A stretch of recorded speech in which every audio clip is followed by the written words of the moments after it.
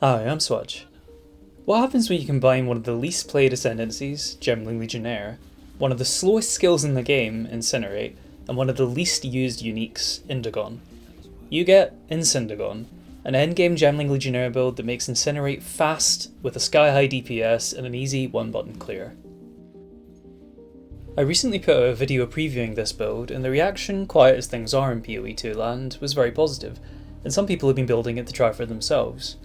As such, I wanted to talk in greater depth about the moving parts in the build, and to go over some frequently asked questions on how the build works and some common problems people might be running into, and how you can avoid those problems if you choose to try the build yourself. The footage shown here is courtesy of my friend Blasphemy, who helped develop the build and is playing it in a higher investment setup using Palm of the Dreamer and Blink to facilitate clear speed. This is a 79% Delirious Abyss overrun map, and they're rarely threatened and everything's dying fairly quickly around them. In addition to showing off high investment variants like this, I want to talk about some changes to the build that reinvest even deeper into our defensive curses, scaling them via curse and aura magnitude, so my current Enfeeble is capable of applying a 51% damage done reduction to foes, and even approaches slow cap on rare foes. We also invest more deeply in curse area of effect, so our Blasphemy can break an 8 meter radius covering almost the entire screen. I also wanted to touch a bit more on a few of the positives of the build I haven't mentioned, like how comfortable it is with almost every map modifier, and go over the starting version of the build. And then finally, we'll go over some endgame variants of the build that are possible for farming either punishing delirium content, or for speed farming with Palm of the Dreamer. You can use the chapter markings of this video to skip ahead to whatever part of the guide you're most concerned with. To understand how Incinerate, Indigon, Cast on Elemental Ailment, and Gemling Legionnaire all come together to create this build, let's look at each main ingredient one by one and see how they combine. Let's start with Incinerate. Incinerate is a channeled spell that emits a jet of fire in front of the caster, igniting foes. Incinerate stacks over time, and as it stacks it gets a huge more damage modifier, which together with some common support gems can get as high as 1000% or 11 times more damage. Normally, there are 3 huge downsides to Incinerate that compensate for its exceptional damage. Number 1. The spell is a channeled skill that slows you down considerably when you use it, by default 50%, making the player extremely vulnerable to foes. Number 2. If the channel is interrupted by a light stun or a freeze, you'll have to begin channeling all over again to restack Incinerate to get the damage scaled up again. And 3. Incinerate doesn't use your mana and instead has its own resource, fuel. Building fuel means spending mana on other skills and nominally limiting the amount of time that you can channel Incinerate. Incindigon gets around all 3 of these downsides and manages to create a build that is fast, having almost no movement speed penalty from using skills, cannot be light stunned and cannot be frozen so your channel is never interrupted, and automatically spends mana via cast on elemental ailment, generating fuel for us along with some other very important upsides. That brings us neatly to Indigon. More damage is just one part of the puzzle. Increased damage modifiers, which sum and multiply with more damage modifiers, are necessary to really scale an endgame build's DPS. One of the highest potential sources of increased damage in the game is from the Indigon unique helmet. Indigon works by scaling your increased spell damage and also your mana costs based on how much mana you've spent recently, i.e. in the past 4 seconds. Compared to its PoE1 counterpart, it has an upside that is in practice outshone by a very pronounced downside that leads it to be rather underused at present. In PoE1, Indigon's increased spell damage has a cap at 2000% that is not present on its PoE2 counterpart.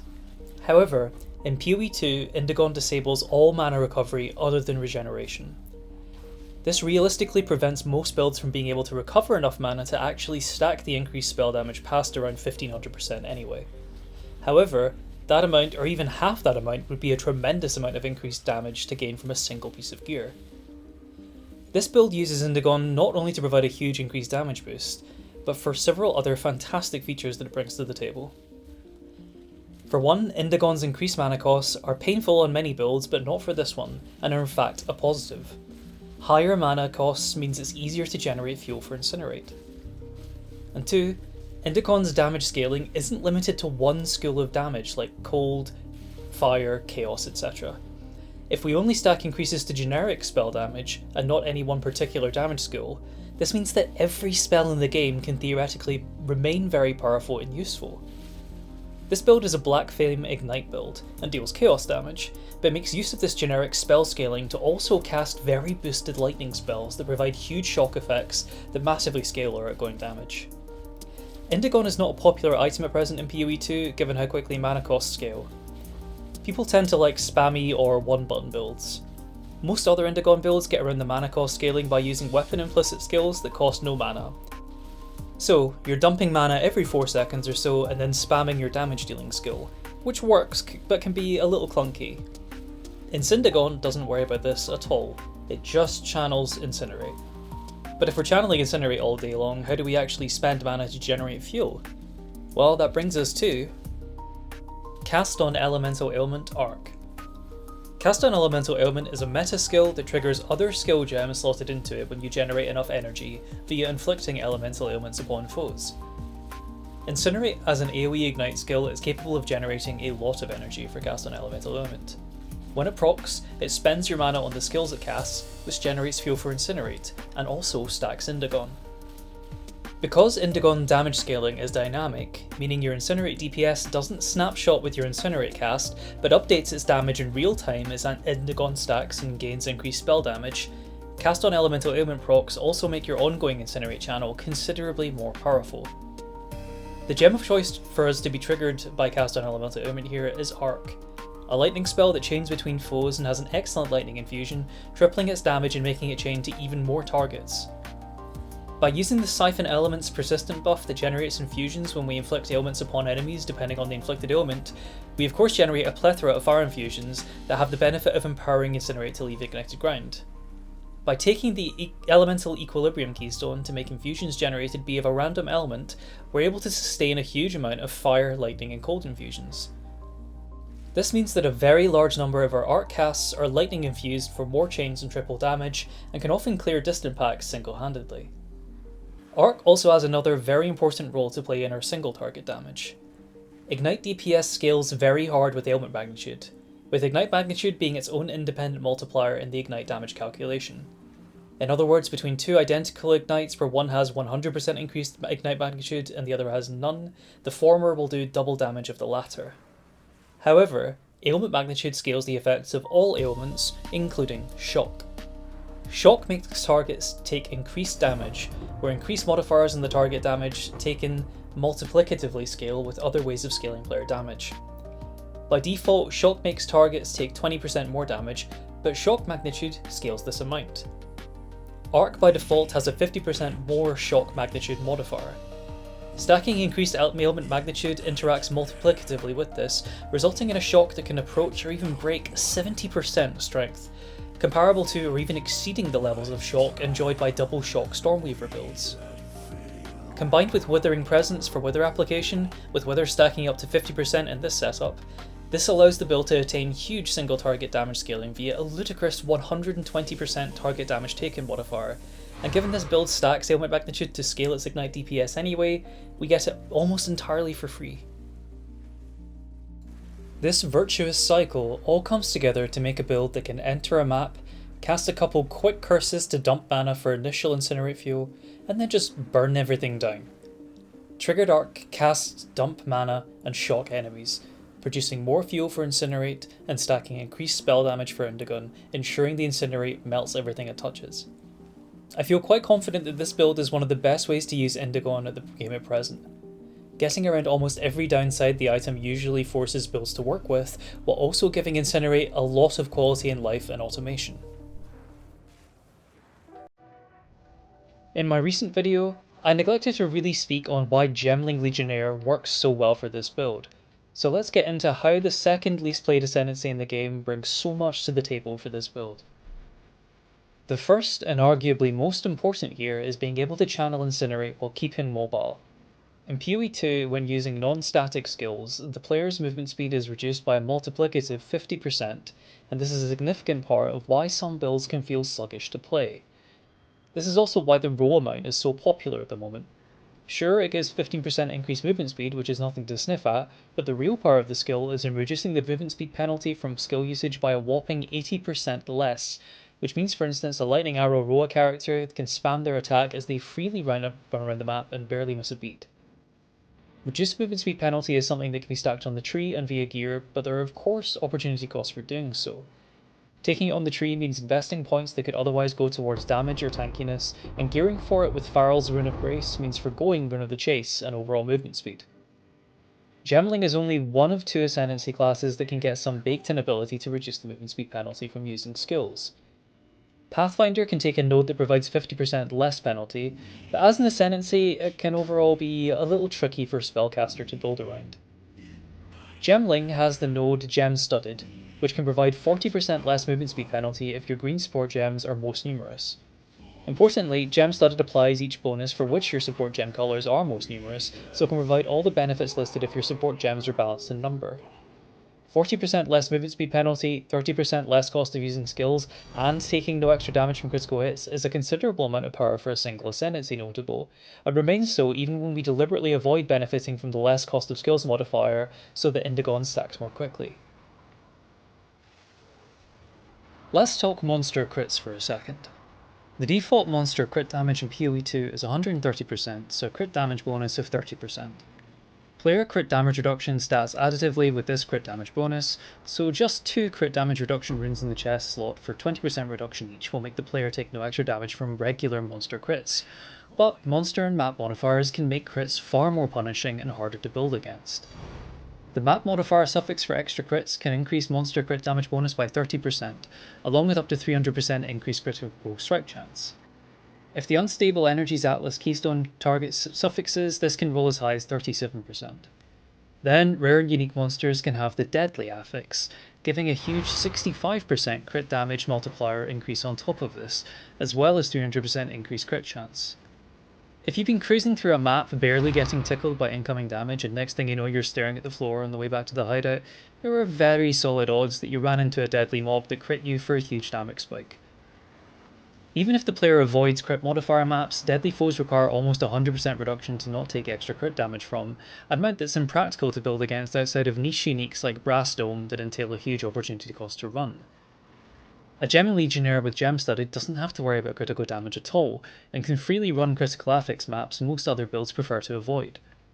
Now of course, crits have another facet to them, namely that even if hits against you have no crit damage bonus, that those hits still apply elemental ailments.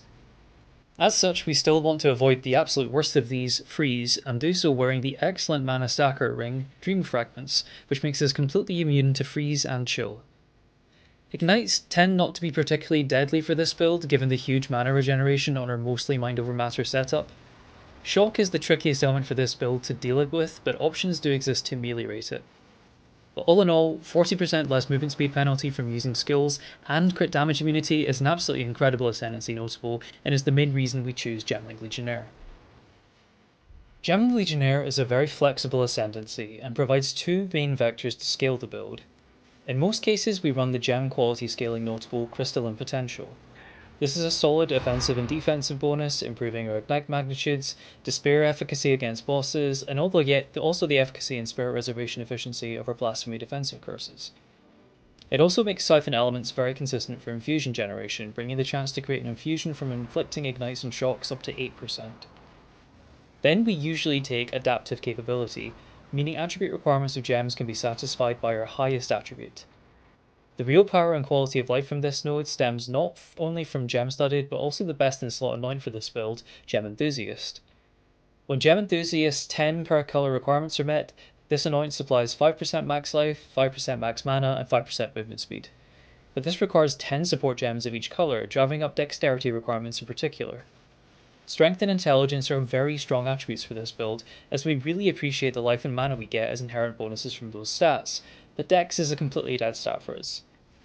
Additionally, most of the good support gems for this build are blue in colour, but our gem-studded configuration requires that we stack more red and green gems than blue.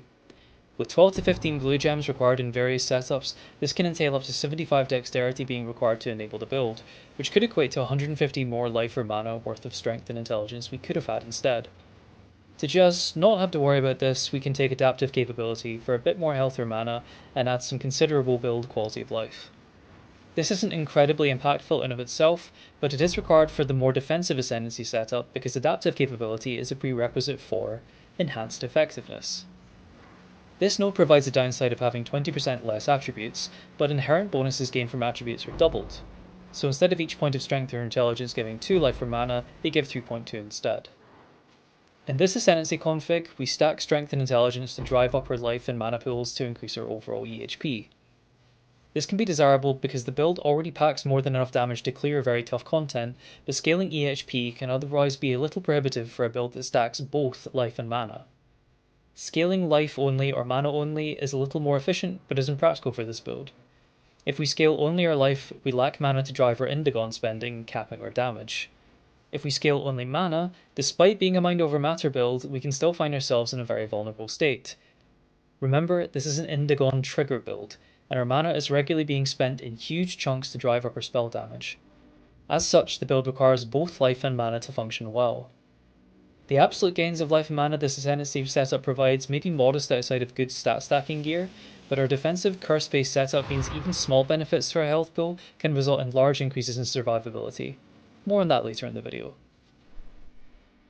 The other choice for our Ascendancy, and the one I currently prefer, is to drop Enhanced Effectiveness and go down the left side of the Gemling tree for Neurological Implants, providing +2 to the level of all skills that have an intelligence requirement.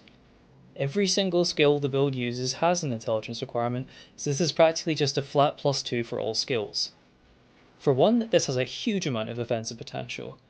Like all spells, the base damage for Incinerate is scaled by its level. At any relevant point in the gem level curve, gaining 2 skill levels provides around 33% more damage. Many builds might find mana cost prohibitive in driving up spell levels to approach the level 40 cap, but not Incindigon.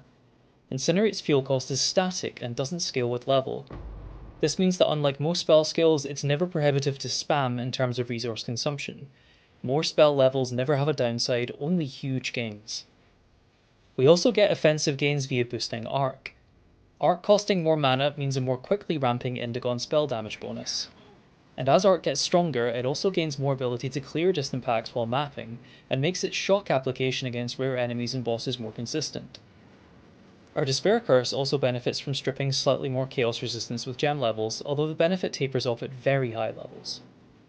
Cast on Elemental Ailment also gets some better energy generation from having more levels, making your ramp up more consistent still. Defensively, we also get great bonuses from scaling our Enfeeble and Temporal Chains levels.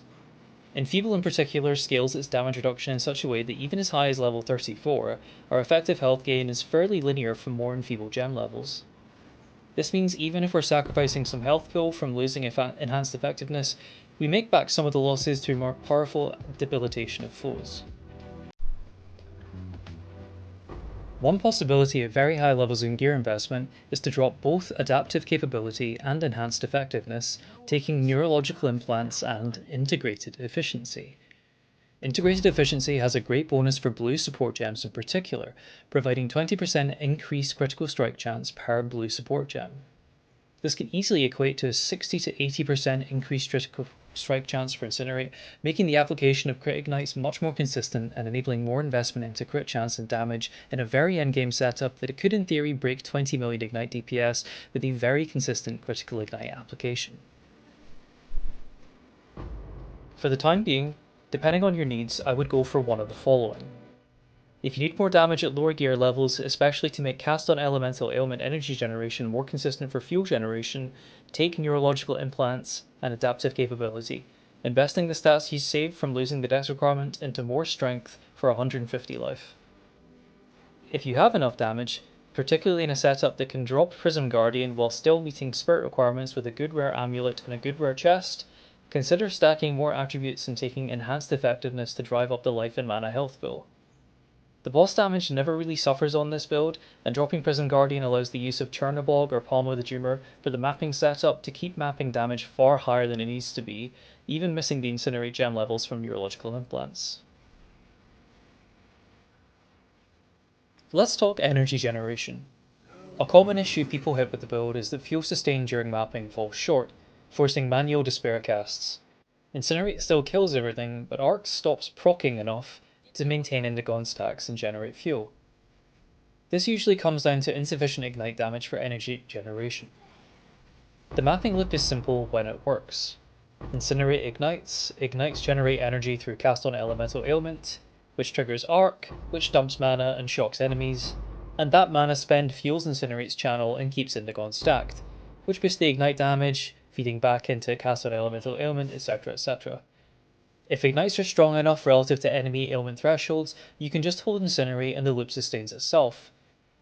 Where it breaks is that energy generation depends on ignite magnitude versus the target's ailment threshold, which scales with monster life, rarity, and map mods.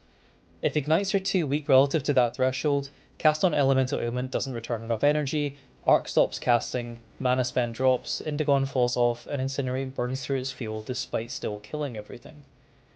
The fix is usually more ignite damage, which is not identical to ignite DPS.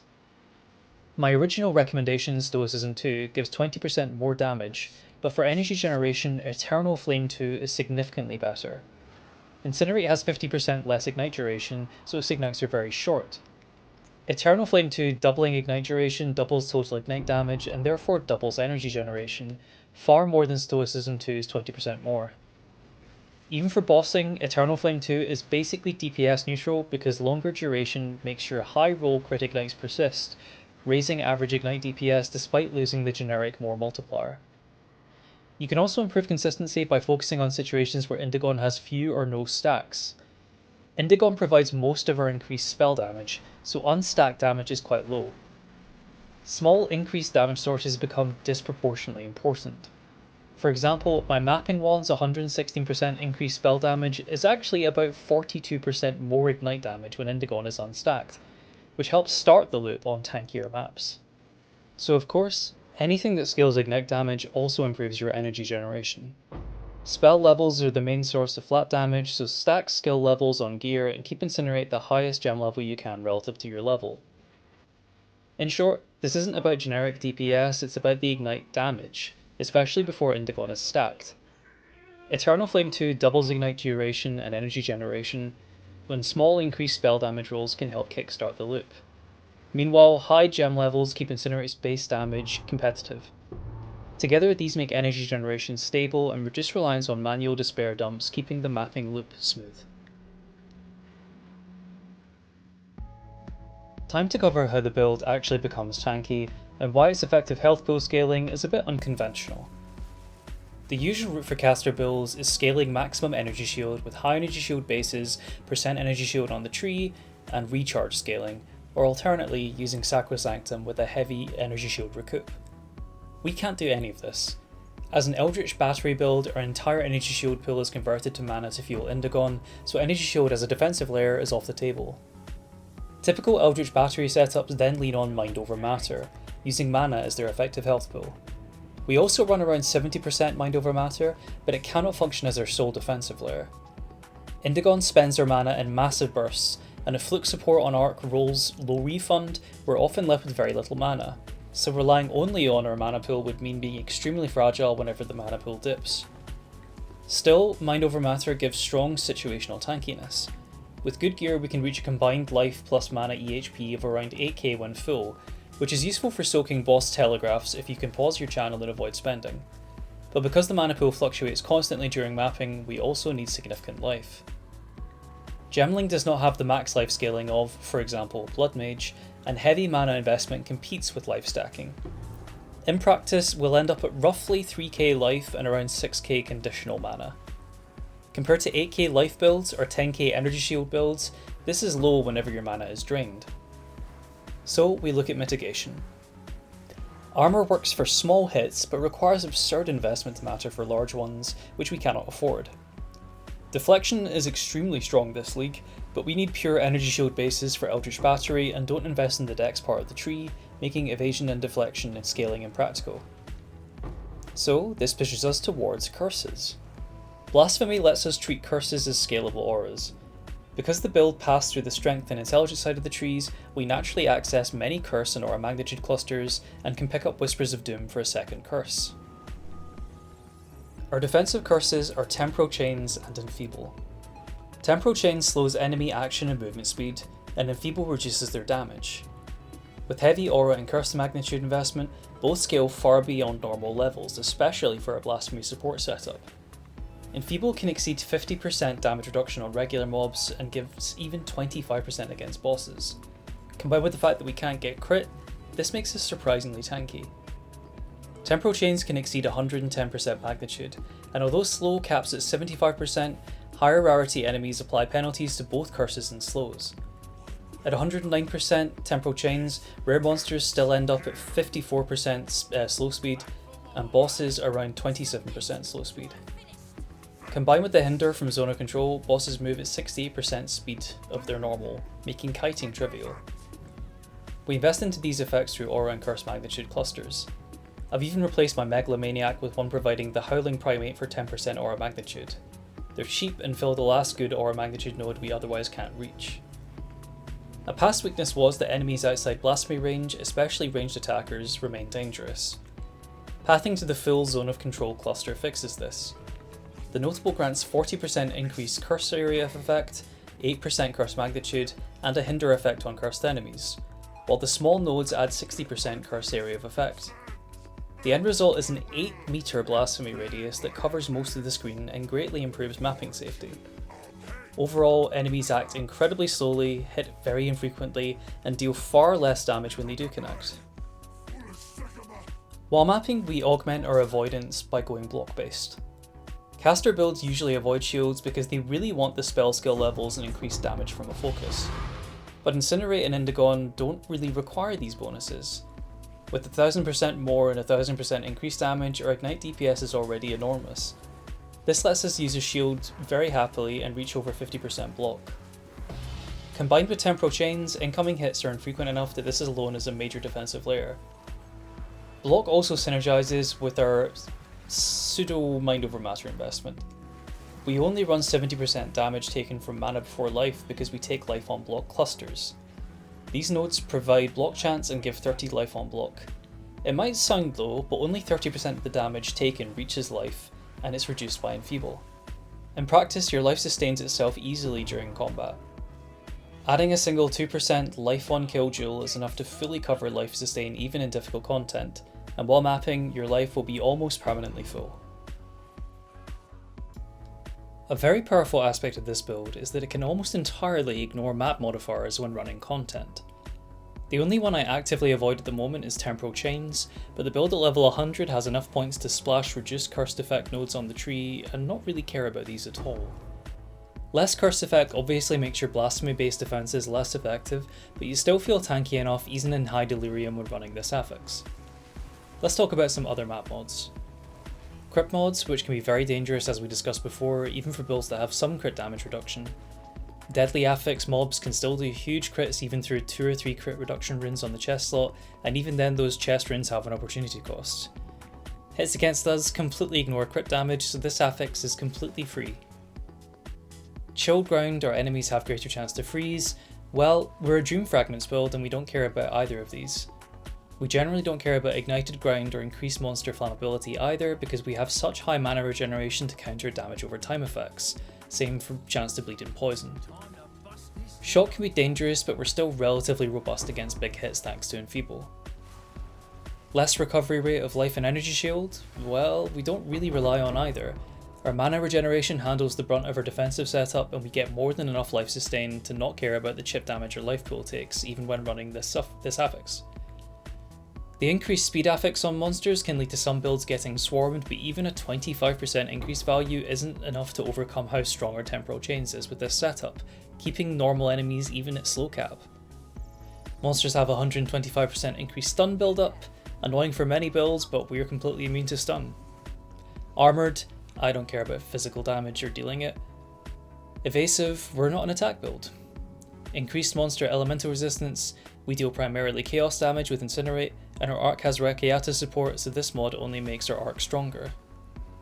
Increased elemental ailment threshold of enemies, makes energy generation a bit slower at low gear investment, but at higher investment the build's ignites are so strong that you still generate an absolute ton of energy, more than you need. Anything that makes monsters tankier, like more life, gain life as energy shield, well, we do so much damage while mapping you won't feel these at all. Enfeeble Curse, similarly not an issue. Accuracy, we're not an evade build. Monsters break armor, we're not an armor stacker. It's really gotten to the point where when I'm farming, I don't even need to check map modifiers because nothing bricks Incindigon, which is a huge quality of life that's sometimes overlooked in PoE builds. Let's finish by looking at how the build diverges between low and high investment. The gear and gem setups can shift quite a bit, so it's worth clarifying what each version expects. The low investment setup relies on a few cheap uniques to cover core requirements and get the build operating smoothly. The high investment version uses a rare chest and amulet to meet spirit requirements, freeing the offhand for different mapping tools and allowing the bossing setup to benefit from the same defensive curses that we usually benefit from while mapping. Two very accessible uniques enable the low budget version, Cloak of Defiance and Prism Guardian. Both are inexpensive, often even with useful corruptions or extra sockets. Cloak of Defiance provides most of the mind over matter we need. With 3 sockets it gives 60% damage taken from mana before life. Adding the Mental Perseverance cluster brings you to 70%, which is fully sufficient. You still stack life, so 100% mind over matter is not required. For unique, Cloak offers excellent defensive value. Up to 440 energy shield, 150 mana and 50% increased mana regeneration. With Eldritch Battery converting the energy shield, a well-rolled cloak provides almost 590 mana total, which is huge for very little cost. Its drawback, and the reason it's eventually replaced, is the complete lack of spirit. This build has substantial spirit requirements, and Spirit Guardian fills that gap by granting 1 spirit per 25 maximum life, letting us run nearly all our persistent buffs in the mapping setup. The 20% all resistances is also a noticeable quality of life improvement when building. Prism Guardian is similarly strong early but becomes restrictive. Because it ties your spirit to your offhand, swapping to the bossing focus removes some of your auras, so Blasphemy cannot run on the low investment bossing setup. This shifts how you have to approach certain encounters. For bosses that spawn in inactive, it barely matters. You can drop Curse Ground Despair, fully channel Incinerate, and usually they die in a single shocked ignite in a few seconds before the act. For aggressive bosses that start active like Zakoa, the infamous Bonk Monkey, you can't open on him in juice maps or he'll simply kill you during your Incinerate channel. Instead, you stay in your primary weapon set first. Your Blasphemy curses slow him heavily. In my setup, he'll be slowed by 27% by Temp Chains and then a further 7% by Hinder, making it effectively impossible for him to hit me if I just walk around him. You're also applying a 25% damage reduction through Enfeeble, and critically you're not spending mana with Arc, so your health pool via Mind Over Matter remains really high. From there, place Curse Ground and wait out his slam. As he recovers, weapon swap and channel Incinerate, killing him before you can attack again. It is admittedly slightly clunky, but only a couple of bosses in the entire game genuinely pose this issue, and it disappears entirely once you move into the high investment version that keeps your Blasphemy on bossing. Most bosses provide a setup window, so the low investment limitations rarely matter in practice. The high investment version fixes the spirit issue by obtaining large spirit rolls on both the rare chest and the amulet, removing the need for Spirit Guardian. With enough spirit, plus a Dialysis are in the Blasphemy setup, you can keep Blasphemy active on bosses and use that Zuri's Allure on Despair to apply a third curse. The Reflected Despair only becomes dangerous if the boss deals chaos damage, survives long enough to hit you, and you lack Reduced Curse effect, which is quite a narrow edge case in an endgame setup. In almost all situations you can safely take the Reflection. This setup is expensive because the chest needs several hard to roll properties. 1. A near perfect spirit roll, 2. The damage taken before life desecration suffix, and 3. Strong energy shield plus maybe a mana regeneration or some resistance suffixes. Hitting all of these on a good base, either Feathered Raiment for its 10% damage taken from mana before life implicit, or Flowing Raiment for 50% increased mana regeneration, is costly and usually requires self-crafting or paying a huge premium. However, the payoff is substantial. Without Spirit Guardian, you gain 2 strong offhand options. If you like the block setup for mapping, Chernobog's shield is excellent once the rare chest is secured. It provides 50% of extra damage as fire, pushing Ignite DPS past 1 million during mapping and smoothing clear while preserving your block-based mitigation. It also supplies a large amount of fire and chaos resistance, letting you maintain matching resist caps when swapping between your matching shield and bossing focus, simply by having a fire resistance suffix on your focus and slotting chaos resistance runes. A higher investment alternative, as shown here, is Palm of the Dreamer. This grants the Gloom Shrine effect, adding corpse explosions that massively speed up clear, and also gives 25% of damage as extra chaos. My friend prefers this setup because the clear was so fast that incoming threats were minimal even without a shield. They supplemented it with an Orloth's Resolve Life Flask for a guard effect, which covered any occasional hits. Palm is extremely expensive, so this is a top end mapping option only, but as demonstrated it can trivialise even Abyssal Overrun 70% Delirium maps without any real danger, and is capable of doing even harder content. Here's what you'll need to get started at the very lowest budget. For uniques you'll want Indigon, Dream Fragments, Cloak of Divines and Spirit Guardian. These usually run about a divine each, so roughly 4 divines total. For unique jewels, a +2 Incinerate Prism of Belief is enough to begin, though +3 feels much better. The +2 is only a couple of divines, while a +3 is typically 15 to 20. The build benefits from a huge range of Megalomaniac jewels. Anything with Aura Magnitude, Ignite Magnitude, Block Chance, or similar scaling works well. Finding a strong 2 passive Megalomaniac for 1 divine is extremely common and will cover offense, defense, or both. You'll also need an amulet with a good spirit roll and +2 to all spell skills, ideally +3. A solid entry piece is about 2 divines. Then fill out your rares with life, mana, energy shield, and cap resistances. These typically cost half a divine to a divine for each at a starter level. A Rite of Passage Golden Charmer the Bear is great for mapping tankiness, but not really required for early T15 farming. For Simulacrum or T16 Delirium, you will want to pick one up. Overall, expect around 20 divines to get started, and 35 to 40 to secure a +3 Prism of Belief and good Sapphire jewels for a very comfortable initial setup. There's also a strong gear overlap with my Ignite Chronomancer starter, so beginning on Chrono and swapping to Gemling later lowers the early investment cost. Well, that covers the Incindigon update and clarifies how the pieces fit together and what to watch out for. With the next PoE2 League arriving in early December, I'll release a full condensed video guide and a written PoE2 Vault guide once the new League info drops. I'll also be updating my Ignite Chronomancer soon with the major mapping improvements over the older version with Fireball, and adjust it for any upcoming changes. Finally, I'll probably be launching a Discord for build discussion, optimizations and Q&A for anyone trying these builds to help me coordinate correspondence with people. Well, thanks for watching, and I'll see you soon.